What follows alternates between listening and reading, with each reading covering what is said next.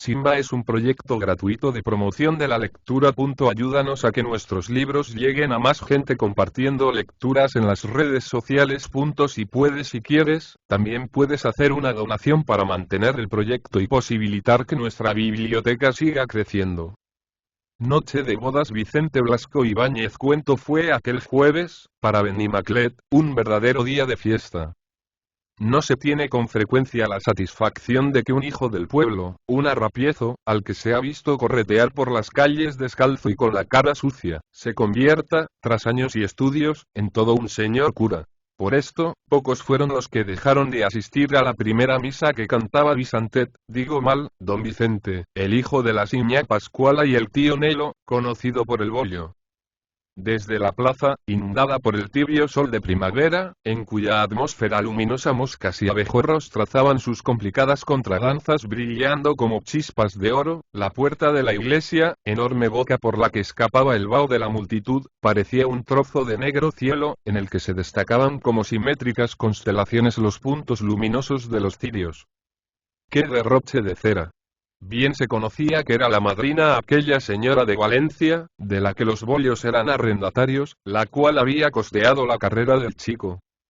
En toda la iglesia no quedaba capillita ni hueco donde no ardiesen cirios. Las arañas, cargadas de velas, centelleaban con irisados reflejos, y al humo de la cera uníase el perfume de las flores, que formaban macizos sobre la mesa del altar, festoneaban las comisas y pendían de las lámparas en apretados manojos.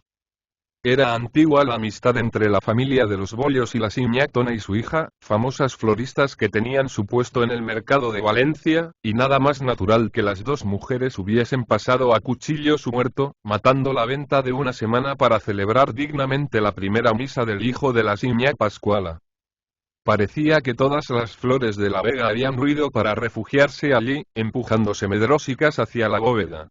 El sacramento asomaba entre dos enormes pirámides de rosas, y los santos y ángeles del altar mayor aparecían hundidos hacia el dorado vientre en aquella nube de pétalos y hojas que, a la luz de los cirios, mostraban todas las notas de color, desde el verde esmeralda y el rojo sanguíneo hasta el suave tono del nácar.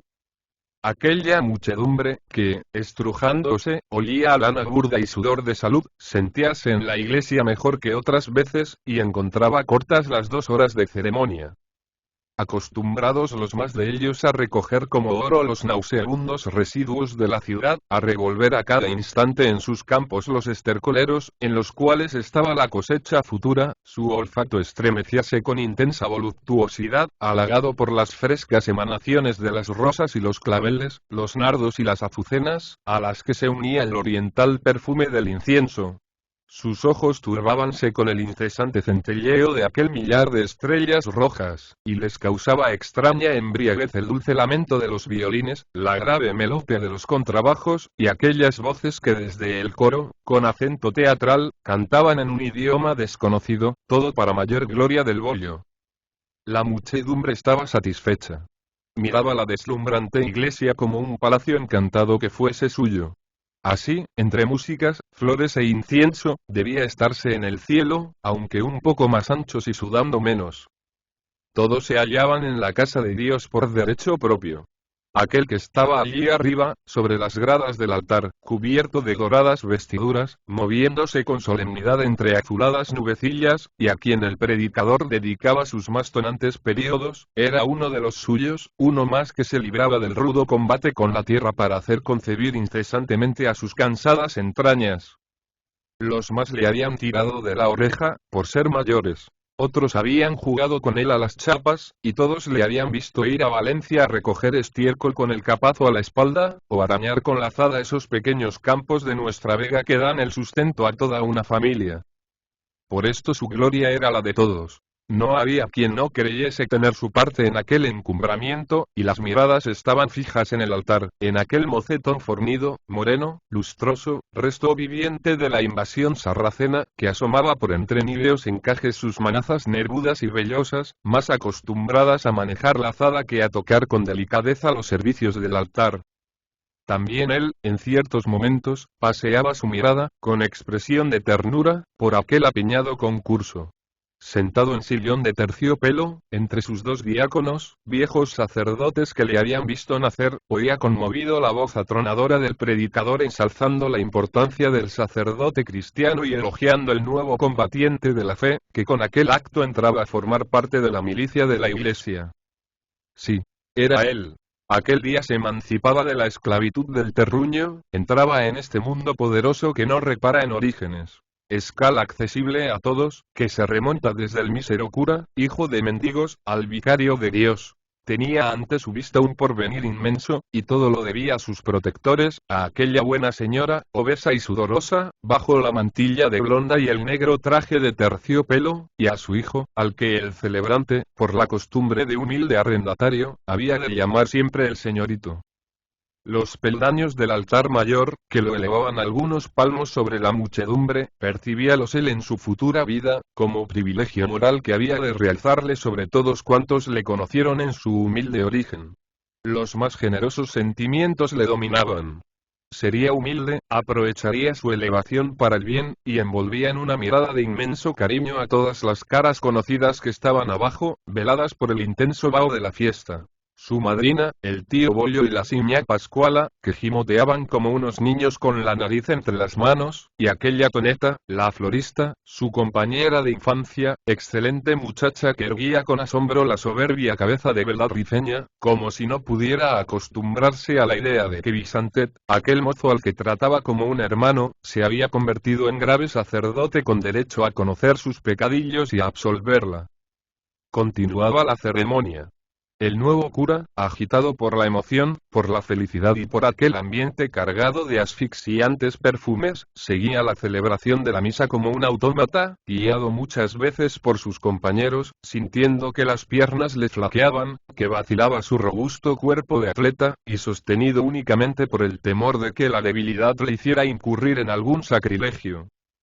Como si se moviera en las nieblas de un sueño, realizó todas las partes que quedaban del misterio de la misa. Con insensibilidad que le asombraba, verificó aquella consumación en que tantas veces había pensado emocionado, y después del Te Deum, cayó desvanecido en la poltrona, cerrados los ojos, y sintiéndose sofocado por aquella antigua casulla codiciada por los anticuarios, orgullo de la parroquia, y que tantas veces había mirado él, siendo seminarista, como el colmo de sus ambiciones. Un penetrante perfume de rosa y almizcle, el nido de agua agitada, le volvieron a la realidad. La madrina le lavaba y perfumaba las manos para la recepción final, y toda la compacta masa abalanzábase al altar mayor queriendo ver de cerca al nuevo cura. La vida de superioridad y respetos comenzaba para él. La señora, a la que había servido tantas veces, besábale las manos con devoción y le llamaba don Vicente, deseándole muchas felicidades después de sus místicas bodas con la Iglesia. El nuevo cura, a pesar de su estado, no pudo reprimir un sentimiento de orgullo y cerró los ojos, como si le desvaneciera el primer homenaje. Algo áspero y burdo oprimió sus manos. Eran las pobres zarpas del tío Bollo, cubiertas de escamas por el trabajo y la vejez. El cura vio inundadas en lágrimas, contraídas por conmovedoras muecas, las cabezas arrugadas y cocidas al sol de sus pobres padres, que le contemplaban con la expresión del escultor devoto que, terminada la obra, se prosterna ante ella creyéndola de origen superior. Lloraba la gente contemplando el apretado grupo en que se confundían la dorada casulla con las negras ropas de los viejos, y las tres cabezas unidas agitábanse con rumor de besos y estertor de gemidos. El impulso de la curiosa muchedumbre rompió el grupo conmovedor, y el cura quedó separado de los suyos, entregado por completo al público que se empujaba por alcanzar las sagradas manos. Aquello resultaba interminable. Benimaclet entero rozaba con besos sonoros como latigazos aquellas manos velludas, llevándose en los labios agrietados por el sol y el aire una parte de los perfumes. Ahora sí que, agobiado por la presión de aquella multitud que se apretaba contra la poltrona, falto de ambiente y de reposo, iba a desmayarse de veras el nuevo cura. Y en la asfixiante batahola, cuando ya se nublaba su vista y echaba atrás la cabeza, recibió en su diestra una sensación de frescura, difundiéndose por el torrente de su sangre. Eran los rojos labios de la buena hermana, de Toneta, que rozaban su epidermis, mientras que sus negros ojos se clavaban en él con forzada gravedad, como si tras ellos culebrease la carcajada inocente de la compañera de juegos protestando contra tanta ceremonia.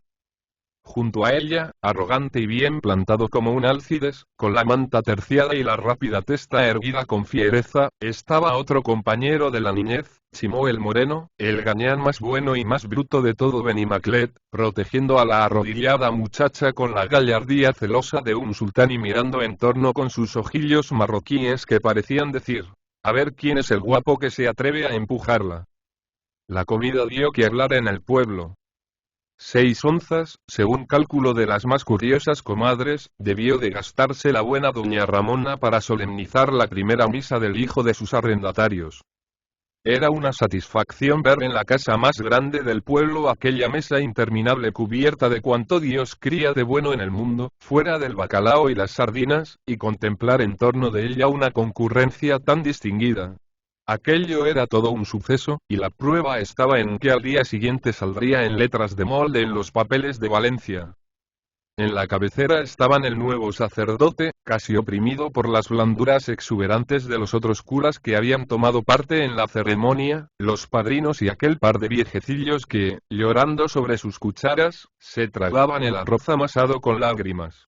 En los lados de la mesa, algunos señores de la ciudad, convidados por doña Ramona y los amigos de la familia, junto con lo más distinguido del pueblo, labradores acomodados que, enardecidos por la digestión del vino y la paella, hablaban del rey legítimo y que está en Valencia y de lo perseguida que en estos tiempos de liberalismo se ve la religión.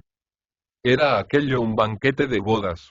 Corna el vino, se alegraba la gente y sonreía la madrina con las bromas trasnochadas de sus compañeros de mesa, aquellas 3 moles que desbordaban su temblona grasa por el alzacuello desabrochado y el roce de cuyas sotanas hacía enrojecer de satisfacción a la bendita señora. El único que mostraba seriedad era el nuevo cura. No estaba triste. Su gravedad era producto del ensimismamiento. Su imaginación huía desbocada por el pasado, recorriendo casi instantáneamente la vida anterior.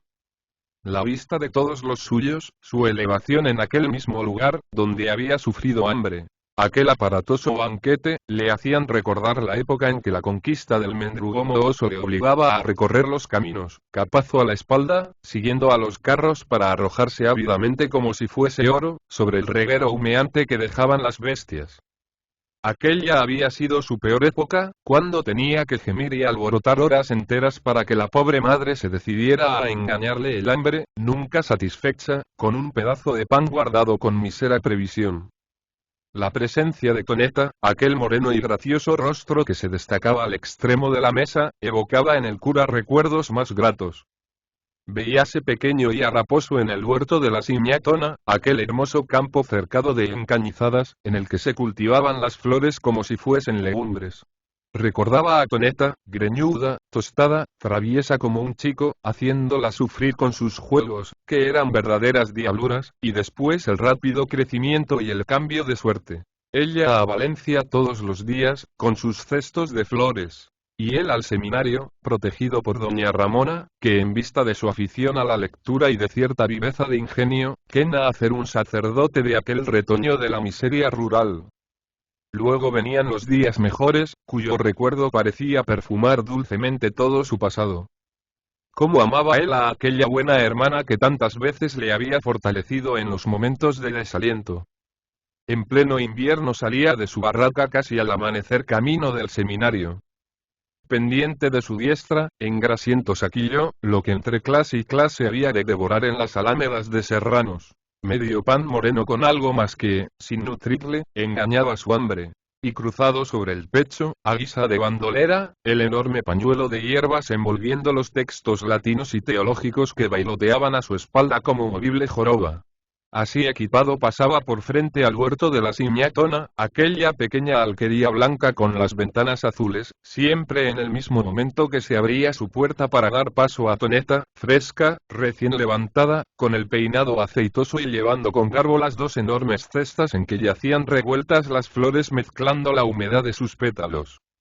Y juntos los dos, por atajos que ellos conocían, marchaban hacia Valencia, que, por encima del follaje de la alameda, marcaba en las brumas del amanecer sus esbeltas torres, su miguelete rojizo, cuya cima parecía encenderse antes que llegasen a la tierra los primeros rayos del sol. ¡Qué hermosas mañanas! El cura, cerrando los ojos, veía las oscuras acequias con sus rumorosos cañaverales, los campos con sus hortalizas que parecían sudar cubiertas de titilante rocío, las sendas orladas de brozas con sus tímidas ranas, que, al ruido de pasos, arrojábanse con nervioso salto en los verdosos charcos, aquel horizonte que por la parte de mar se incendiaba al contacto de enorme hostia de fuego, los caminos desde los cuales se esparcía por toda la huerta chirrido de ruedas y relinchos de bestias, los fresales que se poblaban de seres agachados, que a cada movimiento hacían brillar en el espacio el culebreo de las aceradas herramientas, y los rosarios de mujeres que con cestas a la cabeza iban al mercado de la ciudad saludando con sonriente y maternal buen día a la linda pareja que formaban la florista garbosa y avispada y aquel muchachote que con su excesivo crecimiento parecía escaparse por pies y manos del trajecillo negro y angosto que iba tomando un sacristanesco color de ala de mosca. El matinal viaje era un baño diario de fortaleza para el pobre seminarista que, oyendo los buenos consejos de Toneta, tenía ánimos para sufrir las largas clases. Aquella inercia contra la que se revelaba su robustez, su sangre hirviente de hijo del campo y las pesadas explicaciones, en cuyo laberinto penetraba a cabezadas. Separábanse en el puente del Real. Ella, hacia el mercado en busca de su madre. Él, a conquistar poco a poco el dominio de las ciencias eclesiásticas, en las cuales tenía la certeza de que jamás llegaría a ser un prodigio. Y apenas terminaba su comida en las alámedas de Serranos, en cualquier banco compartido con las familias de los albañiles, que hundían sus cucharas en la humeante cazuela de mediodía, Bisantet, insensiblemente, se entraba en la ciudad, no parando hasta el mercadillo de las flores, donde encontraba a Toneta atando los últimos ramos y a su madre ocupada en recontar la calderilla del día. Tras estos agradables recuerdos, que constituían toda su juventud, venía la separación lenta que la edad y la divergencia de aspiraciones habían efectuado entre los dos. No en balde crecían en años y no impunemente sometía él al estudio su inteligencia virgen y pasiva. En la última parte de su carrera comenzó a sentir con vehemencia el fervor profesional. Entusiasmábase pensando que iba a formar parte de una institución extendida por toda la tierra, que tiene en su poder las llaves del cielo y de las conciencias. Le enardecían las glorias de la Iglesia, las luchas de los papas con los reyes en el pasado y la influencia del sacerdote sobre el magnate en el presente. No era ambicioso, no pensaba ir más allá de un modesto curato de misa y olla. Pero le satisfacía que el hijo de unos miserables perteneciese con el tiempo a una clase tan poderosa, y mecido por tales ilusiones, se entregó de lleno a la vocación que iba a sacarle del subsuelo social. Cuando no estaba en Valencia en el seminario, prestaba en Benimaclet funciones de sacristán, y llegó a ser hombre sin sentir apenas el despertar de la virilidad en su vigorosa complexión. Su voluntad de campesino tozudo anulaba las exigencias de su sexo, que le causaban horror, teniéndole como tentaciones del malo. La mujer era para él un mal, necesario e imprescindible para el sostenimiento del mundo. La bestia impúdica de que hablaban los santos padres. La belleza era amenazante monstruosidad. Temblaba ante ella poseído de repugnancia y sordo malestar, y solo se sentía tranquilo y confiado en presencia de aquella beldad que, pisando la luna, yergue su cabeza en los altares con arrobadora dulzura.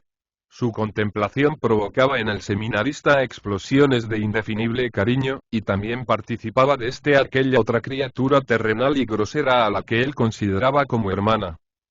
No era sacrilegio ni mundana pasión, Toneta resultaba para él una hermana, una amiga, un afecto espiritual que le acompañaba desde su infancia. Todo, menos una mujer. Y tal era su ilusión, que en aquel momento, entre la algazara del banquete, entornando los ojos, le parecía que se transformaba, que su rostro vulgar y moreno dulcificábase con expresión celestial, que se elevaba de su asiento, que su falda rameada y su pañuelo de pájaros y flores, convertíase en cerúleo manto, lo mismo que en la otra, cuya belleza se ensalza con los más dulces nombres que ha producido idioma alguno y, pero sintió a sus espaldas algo que le hizo despertar de la dulce somnolencia. Era la Siñatona, la madre de la florista, que, abandonando su asiento, venía a hablar con el cura. La buena mujer no podía conformarse con el nuevo estado del hijo de su amiga. Como buena cristiana, sabía el respeto que se debe a un representante de Dios. Pero que la perdonasen, pues para ella Vicentet siempre sería Vicentet, nunca don Vicente, y aunque la aspasen, no podría menos que hablarle de tú. Él no se ofendería por eso, ¿verdad? Pues si lo había conocido tan pequeño y, si era ella quien lo había llevado de pañales a la iglesia para que lo cristianasen, ¿cómo iba a hacerle tales pamplinas a un chico que consideraba como hijo?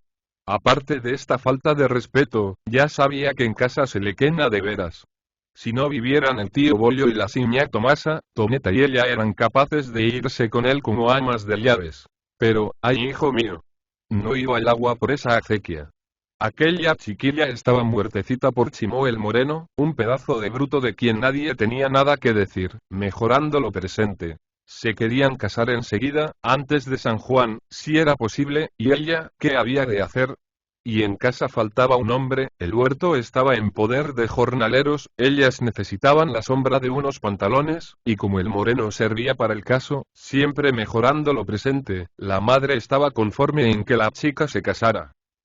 Y la habladora vieja interrogaba con los ojos al cura como esperando su aprobación y, bueno, pues eso se había acercado ella y a decirle que Toneta quena que fuese él quien la casase. Teniendo un capellán casi en la familia, ¿para qué ir a buscarlo fuera de casa? El cura no dudó. Le parecía muy natural la pretensión. Estaba bien. Los casaría. El día en que se casó Toneta fue de los peores para el nuevo adjunto de la parroquia de Benimaclet. Cuando la ceremonia hubo terminado, don Vicente despojóse en la sacristía de sus sagradas vestiduras, pálido y trémulo como si le aquejase oculta dolencia. El sacristán, ayudándole, hablaba del insufrible calor. Estaban en julio, soplaba el poniente, la vega se mustiaba bajo aquel soplo interminable y ardoroso que antes de perderse en el mar había pasado por las tostadas llanuras de Castilla y La Mancha, y con su ambiente de hoguera agrietaba la piel y excitaba los nervios. Pero bien sabía el nuevo cura que no era el poniente lo que le trastornaba. Buenas estarían tales delicadezas en él, acostumbrado a todas las fatigas del campo. Lo que sentía era arrepentimiento de haber accedido a celebrar la boda de Toneta. Cuán poco se conocía. Ahora iba comprendiendo lo que se ocultaba tras el afecto fraternal nacido en la niñez. El sacerdote desligado de las miserias humanas, sentía un sordo malestar después de bendecir la eterna unión de Toneta y Chimó. Experimentaba idéntica impresión que si le acabasen de arrebatar algo que era muy suyo. Le parecía hallarse aún en la capilla mirando casi a sus pies aquella linda cabeza cubierta por la vistosa mantilla. Nunca había visto tan hermosa a Toneta, pálida por la emoción y con un brillo extraño en los ojos cada vez que miraba al Moreno, que estaba soberbio con su traje nuevo y su ringlot azul de larga esclavina. Podía decirse que el cura acababa de ver por primera vez a Toneta.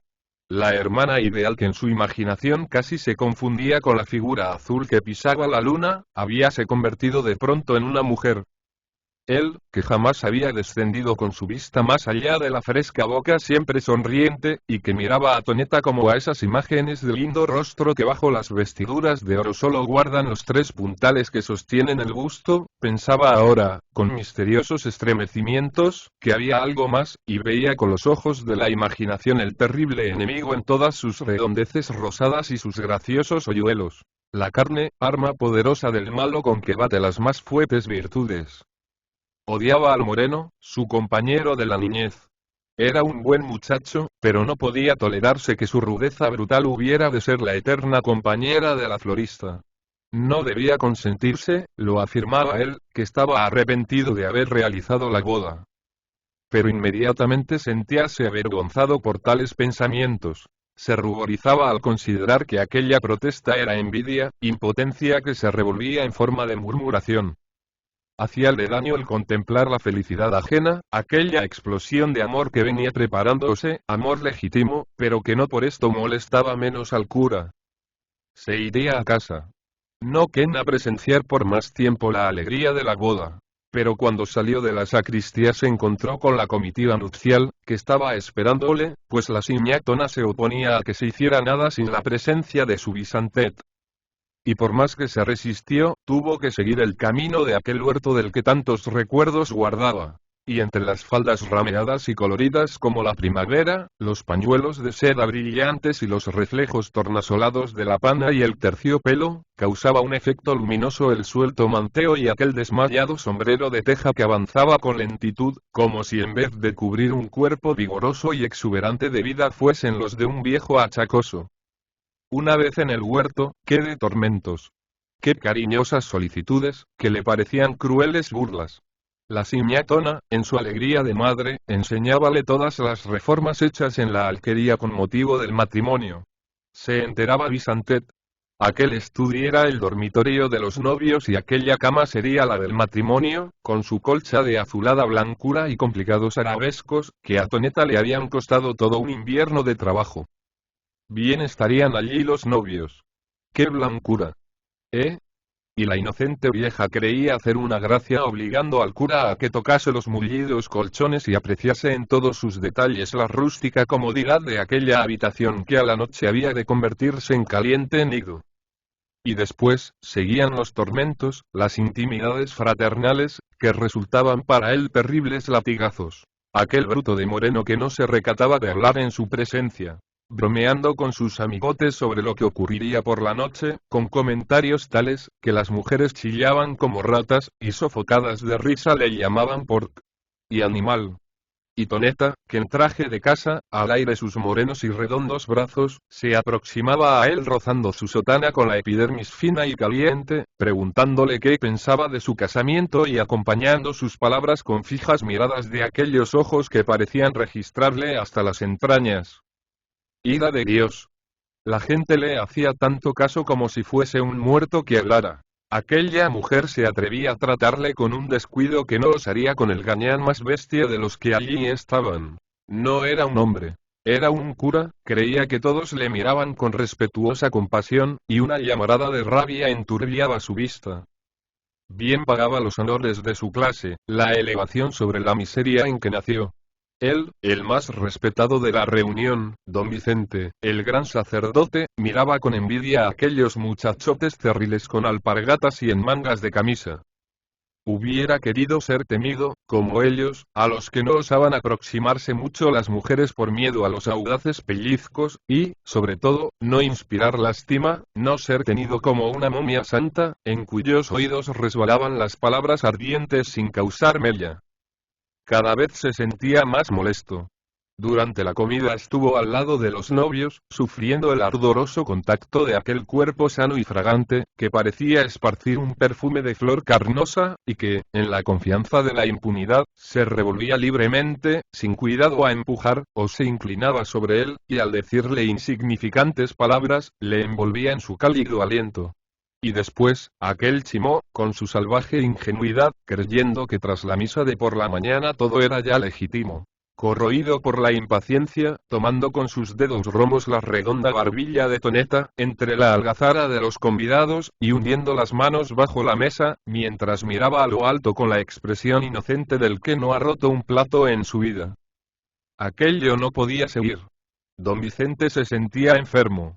Oleadas de sangre caldeaban su rostro. Parecíale que el viento seco y ardoroso que inflamaba la piel se había introducido en sus venas, y su olfato dilatábase con nervioso estremecimiento, como excitado por aquel ambiente de pasión carnívora y brutal.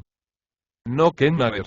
Deseaba olvidar, aislarse, sumirse en dulce y apática estupidez. Y, guiado por el instinto, vaciaba su vaso, que la cortesanía labriega cuidaba de tener siempre lleno. Bebió mucho, sin conseguir que aquel sentimiento de envidia y de despecho se amortiguase. Esperaba las nieblas rosadas de una embriaguez ligera, algo semejante a la discreta alegría de sus meriendas de seminarista, cuando, a los postres, él y sus compañeros, con la más absoluta confianza en lo porvenir, soñaban en ser papas o en eclipsar a Bossuet. Pero lo que llegó para él fue una jaqueca insufrible, que doblaba su cabeza como si sobre ella gravitase enorme mole y que le perforaba la frente como un tornillo sin fin. Don Vicente estaba enfermo. La misma Simiatona, reconociéndolo, le permitió, con harto dolor, que se retirara de la fiesta, y el cura, con paso firme, pero con la vista turbia y zumbándole los oídos, se encaminó a su casa, seguido de su alarmada madre, que no quiso permanecer ni un instante más en la boda. No era nada, podía tranquilizarse. El maldito poniente y la agitación del día. No necesitaba más que dormir. Y cuando penetró en su cuarto, en la casita nueva que habitaba en el pueblo desde su primera misa, tiró el sombrero y el manteo y, sin quitarse el alzacuello ni tocar su sotana, se arrojó de bruces, con los brazos extendidos, en su blanca cama de célibe, extinguiéndose inmediatamente los débiles destellos de su razón y sumiéndose en la lobreguez más absoluta. Poblóse la negra inmensidad de puntos rojos, de infinitas y movibles chispas, como si aventasen gigantesca hoguera. Sintió que caía y caía, como si aquel desplome durase años y fuese en una sima sin fondo, hasta que, por fin, experimentó en todo su ser un rudo choque, conmoviéndose de pies a cabeza, y despertó en su cama, tendido sobre el vientre, tal como se había arrojado en ella. Lo primero que el cura pensó fue que había pasado mucho tiempo. Era de noche, por la abierta ventana veíase el cielo azul y diáfano, moteado por la inquieta luz de las estrellas. Don Vicente experimentó la misma impresión de las damas de comedia que al volver en sí lanzaban la sacramental pregunta: ¿en dónde estoy? Su cerebro sentíase abrumado por la pesadez del sueño, discurría con dificultad y tardó en reconocer su cuarto y en recordar cómo había llegado hasta allí. En pie en la ventana, vagando su turbia mirada por la oscura vega, fue recobrando su memoria, agrupando los recuerdos, que llegaban separados y con paso tardo, hasta que tuvo conciencia de todos sus actos antes que le rindiera el sueño. Bien, don Vicente. Magnífica conducta para un sacerdote joven, que debía ser ejemplo de templanza. Se había emborrachado. Sí, esta era la palabra, y había sido en presencia de los que casi eran sus feligreses. Lo que más le molestaba era el recuerdo de los motivos que le impulsaron a tal abuso. Estaba perdido. Ahora que se aclaraba su inteligencia, aunque sus sentidos parecían embotados, horrorizábase ante el peligro y protestaba contra la pasión que pretendía hacer presa en su carne virgen. ¡Qué vergüenza! Salido apenas del seminario, sin contacto alguno con esa atmósfera corruptora de las grandes ciudades, viviendo en el ambiente tranquilo y virtuoso de los campos, y próximo, sin embargo, a caer en los más repugnantes pecados. No. Él resistiría a las seducciones del malo, acallaría el espíritu tentador que para mortificante prueba se había revelado dentro de él. Afortunadamente, la torpe embriaguez, con su sueño, le había devuelto la calma. Oyéronse a lo lejos campanas que daban horas. Eran las 3 y cuanto había dormido. Por eso se sentía ya sin sueño, dispuesto a emprender la tarea diaria. Desde aquella ventana, abierta en las espaldas de la modesta casita, veíase la inmensa vega, que, a la difusa luz de las estrellas, marcaba sus masas de verdura y las moles de sus innumerables viviendas. La calma era absoluta. No soplaba ya el poniente, pero la atmósfera estaba caldeada y los ruidos de la noche parecían la jadeante respiración de los tostados campos. Perfumes indefinibles había en aquel ambiente que aspiraba con delicia el joven cura, como si quisiera saturar el interior de su organismo del aire puro de los campos. Su vista vagaba en aquella penumbra, intentando adivinar los objetos que tantas veces había visto a la luz del sol. Esta distracción infantil parecía volverle a los tranquilos goces de la niñez. Pero sus ojos tropezaron con una débil mancha blanca, en la que creía adivinar la alquería de la Simiatona, y adiós tranquilidad, propósitos de fortaleza y de lucha. Fue un rudo choque, una conmoción rápida. Huyeron, arrolladas, la calma y la placidez. Desapareció el dulce embotamiento, despertó la carne, sacudiendo la torpeza de los sentidos, y otra vez subió hasta sus mejillas aquella llamarada que le hacía pensar en el fuego del infierno.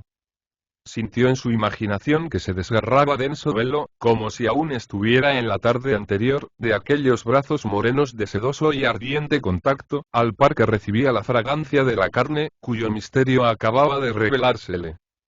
Y en aquel momento, oh malo tentador, El infeliz, mirando la oscura vega, veía, no la blanca e indecisa alquería, sino el estudio envuelto en voluptuosa sombra, aquella cama, cuya blancura tanto había ensalzado la simiatona, y sobre el mullido trono, lo que para otros era felicidad y para él horrendo pecado, lo que jamás había de conocer y le atraía con la irresistible fuerza de lo prohibido.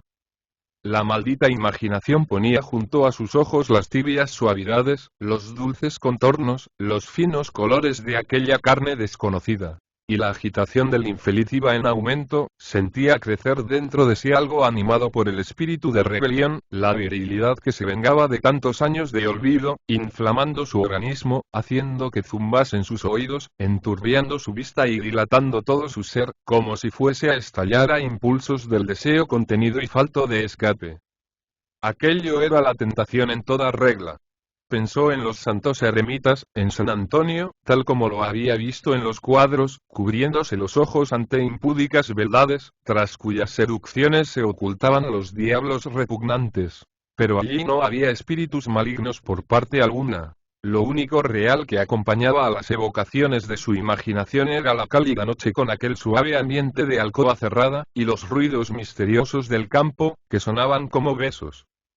Ellos, allá, en el tibio lecho, rodeados de la discreta oscuridad, que había de guardar en profundo secreto los delirios de la más grata de las iniciaciones. Él, solo, inaccesible a toda efusión, planta parásita en un mundo que vive por el amor, sintiendo penetrar hasta su tuétano el eterno filo de aquella cama de célibe. De allá lejos, de la blanca casita, parecía salir un soplo de fuego que le envolvía, calcinando su carne hasta convertirla en cenizas. Creyó que la vista de aquel nido de amores y la voluptuosa noche eran lo que le excitaba, y huyó de la ventana, moviéndose a ciegas en su lóbrega habitación. No había calma para él. También en aquella lobreguez la veía, creyendo sentir en su cuello el roce de los turgentes brazos y en sus labios ardorosos aquel fresco beso que le había despertado de su desvanecimiento el día de la primera misa. La combustión interna seguía, y el sufrimiento ya no era moral, pues la tensión de todo ese ser producíale agudos dolores. Aire, frescura. Y en el silencio de la lóbrega habitación sonó un chapoteo de agua removida, los suspiros de desahogo del pobre cura al sentir la glacial caricia en su abrasada piel. Lentamente volvió a la ventana, calmado por la fila inmersión. Un sentimiento de profunda tristeza le dominaba. Se había salvado, pero era momentáneamente. Dentro de él llevaba el enemigo, el pecado, que acechaba, pronto a dominarle y vencerle, y aquella tremenda lucha reaparecía al día siguiente, al otro y al otro, amargando su existencia mientras el ardor de una robusta juventud animase su cuerpo. Cuán sombrío veía el futuro. Luchar contra la naturaleza, sentir en su cuerpo una glándula que trabajaba incesantemente y que con solo la voluntad debía anular, vivir como un cadáver en un mundo que desde el insecto al hombre rige todos sus actos por el amor, parecíale el mayor de los sacrificios. La ambición, el deseo de emanciparse de la miseria, le habían enterrado. Cuando creía subir a envidiadas alturas, veíase cayendo en lobregueces de fondo desconocido. Sus compañeros de pobreza, los que sufrían hambre y doblaban la espalda sobre el surco, eran más felices que él, conocían aquel atractivo misterio que acababa de revelársele y que el deber le obligaba a ignorar eternamente. Bien pagaba su encumbramiento. Maldita idea la de aquella buena señora que quiso hacer un sacerdote del mocetón fornido que antes que continencias necesitaba esparcimientos y escapes para su pletórica vida. Subía, sí, pero encadenado para siempre. Se hallaba por encima de las gentes entre las cuales nació, pero recordaba sus estudios clásicos, la fábula del audaz Prometeo, y se veía amarrado para siempre a la roca inconmovible de la fe jurada, indefenso y a merced de la pasión carnal que le devoraba las entrañas. Su firme devoción de campesino aterrábase ante la idea de ser un mal sacerdote. El sexo, que había despertado en él para siempre como inacabable tormento, desvanecía toda esperanza de tranquilidad, y, en este conflicto, el cura, asustado ante lo porvenir, se entregó al desaliento, e inclinando su cabeza sobre el alféizar, cubriéndose los ojos con las manos, lloró por los pecados que no había cometido y por aquel error que había de acompañarle hasta la tumba. Una húmeda sensación de frescura le hizo volver en sí. Amanecía. Por la parte del mar rasgábase la noche, marcando una faja de luminoso azul.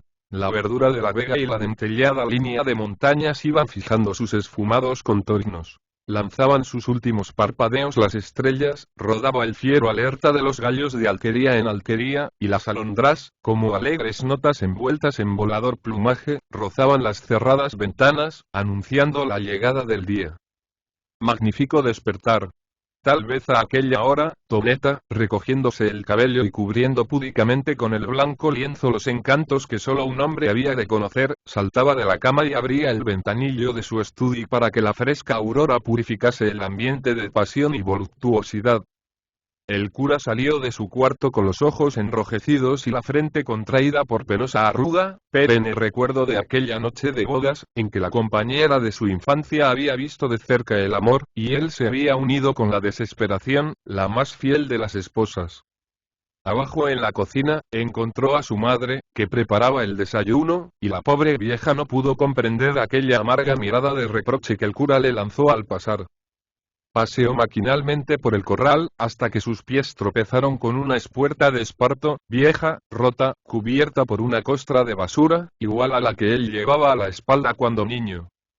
Era el pasado, que reaparecía para echarle en cara su infelicidad. No se había emancipado de la miseria de su clase. Pues ya lo tenía todo. Que comiera, que se regodeara con la satisfacción de ser considerado como un ser superior. Lo otro, lo desconocido, lo que le hacía temblar con intensa emoción, era para los infelices, para los que luchaban por la vida. El cura gimió con desesperación, sintiendo en torno de él el vacío y la frialdad, pensando que si sus manos, ahora consagradas, hubiesen seguido porteando el mismo capazo, estaría en tal instante arrebujado en aquella blanda cama del estudio nupcial, viendo cómo Toneta, al aire sus hermosos brazos y marcada bajo el fino lienzo su robustez armoniosa, se contemplaba en el espejo, sonriendo ruborizada con los recuerdos de la noche de bodas. Y el pobre cura lloró como un niño. Lloró hasta que el esquilón de la iglesia, con su gangueo de vieja, comenzó a llamarle a la misa primera.